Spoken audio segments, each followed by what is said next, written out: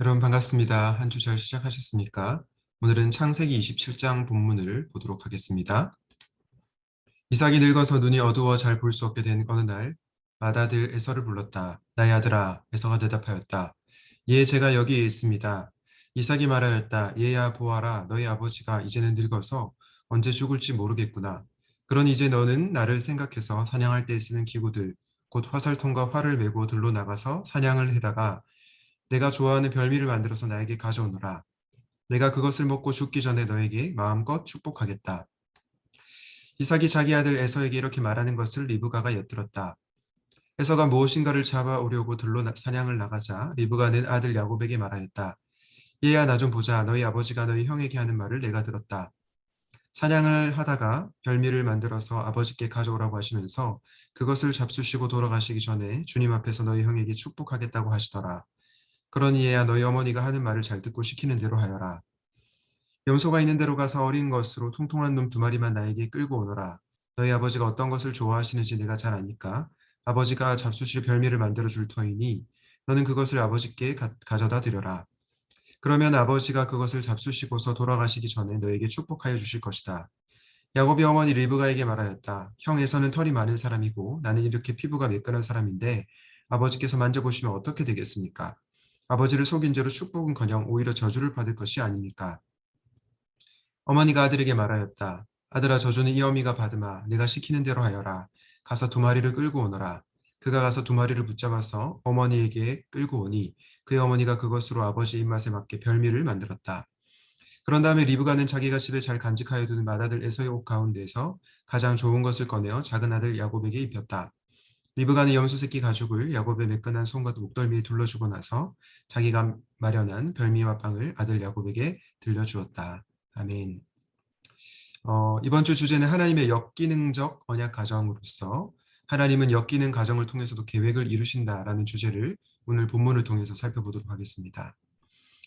오늘 본문 1절에 보면 이삭은 나이가 많아서 눈이 어두워 잘 보지 못하더니 라고 시작하고 있습니다. 그런데 이 구절을 보면 단순히 이삭의 그 육체적 눈만이 노화된 것이 아니라 영적인 눈도 쇠퇴하고 있음을 오늘 본문을 통해서 잘 알 수 있습니다. 왜냐하면 하나님은 분명히 에서와 야곱이 태어났을 때 큰 자가 작은 자를 섬길 것이라고 알려주셨죠. 하나님께서 야곱을 선택하셨다는 것을 분명히 말씀해 주셨는데 이삭은 영적인 분별력을 상실한 것입니다.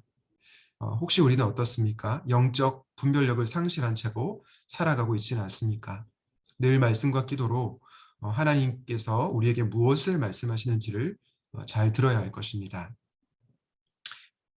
오늘 본문의 또 한 가지 중요한 것은요. 인간의 속임수에 숨어있는 하나님의 선택입니다. 오늘 본문을 보셔서 잘 아시겠지만 이삭은 에서를 편애했죠.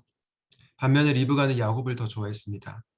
그래서 이 리브가가 계략을 꾸미는데 이삭을 속이기 위해서 야곱에게 에서의 옷을 입히고 염소 가죽을 붙여서 많아 보이게 했고 또 남편 이삭이 좋아하는 음식을 준비했죠.